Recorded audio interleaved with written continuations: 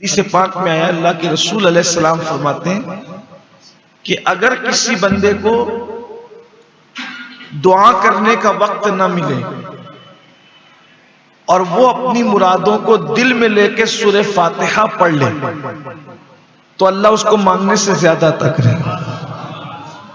इसीलिए हमारे यहाँ अहले सुन्नत में ये दस्तूर है कि जब इमाम साहब दुआ कर लेते हैं तो वो आखिरी में कहते हैं अल-फातिहा। और जब वो अल-फातिहा कहते हैं तो हमारे मुक्तदी कहते हैं अल्लाह ये दे दे, अल्लाह वो दे दे, अल्लाह वो ये दे दे, वो दे दे का मौका नहीं है। जब भी अल-फातिहा का मतलब सूरह फातिहा पढ़ो, क्योंकि हमारे यहाँ इल्म की बड़ी किल्लत है ना। कभी कुछ सीखा तो नहीं, सीखने की कोशिश भी नहीं की। आप देखें, मैंने तो बल्कि कभी कभी अल-फातिहा कहने वाले को भी देखा कि उसने अल-फातिहा कर वो भी खुद वो कह रहा है अल-फातिहा का जब कहा तो मतलब सूरह फातिहा पढ़ी। बहरहाल ये ऐसी सूरह मुबारका है जैसे कोई किताब लिखता है तो वो पूरी किताब का मजमून दिबाचा में जमा कर देता है, जिसको आप सरे-वरक कह लें या तमहीद कह लें या दिबाचा कह लें। तो नहीं, जब मुसन्निफ किताब लिखता है तो पूरी किताब के अंदर क्या है तो वो शुरू में उसको इजमाल के तौर पे समेट देता है बिला तमसील। मेरे अल्लाह ने पूरे कुरान के मज़ामीन को सूरह फातिहा में समेट दिया। बहुत बरकत वाली सूरत है। एक बात आपको और बता दूं, अगर तबीब डॉक्टर ने कभी किसी को ये बात कह दी हो कि ये मरीज जो है इसका कोई इलाज नहीं है और उस पर रोजाना 41 मरतबा ये सूरत पढ़कर दम की जाए, इस तरह से बिस्मिल्लाहिर्रहमानिर्रहीम अल्हम्दुलिल्लाहि रब्बिल आलमीन, यानी बिस्मिल्लाह की मीम को अल्हम्द की लाम से जोड़कर पढ़ें 41 बार, तो इंशाअल्लाह जिसको डॉक्टर लाइलाज कह रहा है अल्लाह उसमें भी शिफा अता करेगा। आगाज होता है अल्हम्दुलिल्लाहि रब्बिल आलमीन।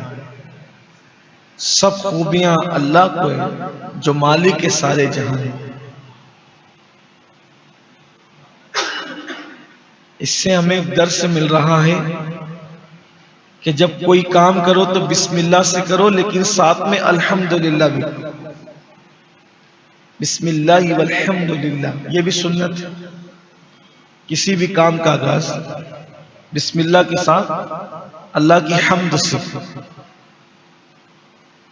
इसलिए कि इंसान की जबान से जो पहला कलेमा निकला वो भी अल्हम्दुलिल्लाह रब्बिल आलमीन। हजरत आदम अलैहिस्सलाम का जब मुजस्समा बनाया अल्लाह ने, आपने सुना उसको, अभी पहले पारे में पूरी दास्तान है, उसकी तरफ में नहीं जाऊंगा। पिछले दुरूस जो आप बरसों से सुनते आ रहे हैं उसमें शायद वो पेश कर दिया गया है, लेकिन यहां जब अल्लाह ने आदम अलैहिस्सलाम का मुजस्समा बनाया तो अल्लाह रब्बुल इज्जत ने आदम अलैहिस्सलाम के जिस्म में रूह डाली। तो वो रूह जो है वो पहले नाक में गई, रूह नाक में गई तो हजरत आदम अलैहिस्सलाम को छींक आई।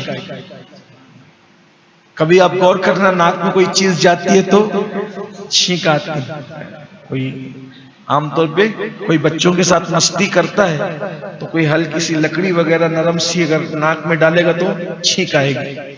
हल्की सी मिर्च की बू वगैरह भी जाए तो छींक आती है, धूल भी जाए तो छींक आती है। तो रूह गई आदम अलैहिस्सलाम की नाक के जरिए से, रूह नाक के जरिए से गई तो आपको छींक आई। तो छींक आई तो आपने पहला कलेमा जो अपनी जबान से अदा किया होगा अल्हम्दुलिल्लाह रब्बिल आलमीन। और जो बंदा अल्हम्दुलिल्लाह रब्बिल आलमीन कहता है गोया उसने अल्लाह रब्बुल इज्जत की तारीफ कर दी। हर एतबार से हम अल्लाह की तारीफ का हक अदा नहीं कर सकते, लेकिन अल्हम्दुलिल्लाह रब्बिल आलमीन कह दिया मतलब अल्लाह की तारीफ आपने कर दी। तो सारी खूबियां अल्लाह को। इससे ये भी आपको पता चलना चाहिए, कायनात में किसी की भी आप तारीफ करें, वो दरअसल तारीफ अल्लाह ही की है। ये बात याद रखें, किसी की भी आप ये तो बहुत खूबसूरत है, इसकी नाक बहुत अच्छी है, इसकी आंख बहुत अच्छी है, इसका चलने का स्टाइल बहुत अच्छा है, इसका लाइफ स्टाइल बहुत अच्छा है, ये सब खूबियां तारीफ किसकी हो रही है? इनडायरेक्ट अल्लाह की तारीफ। क्यों? चलने का स्टाइल अच्छा है तो चला कौन रहा है? बोलने का अंदाज बहुत अच्छा है तो बुलवा कौन रहा है? नाक बड़ी खूबसूरत है, बनाई किसने? आंख बड़ी हसीन है, बनाई किसने? लब इसके बड़े सुर्ख है, बनाया किसने उसे? बाल बड़े नरम है, बनाया किसने? सारी खूबियां उसी। इसलिए कि जो बना है, बड़ी से बड़ी चीज से लेकर छोटी से छोटी चीज तक सब बनाने वाला अल्लाह है और सब खूबियां उसी को है।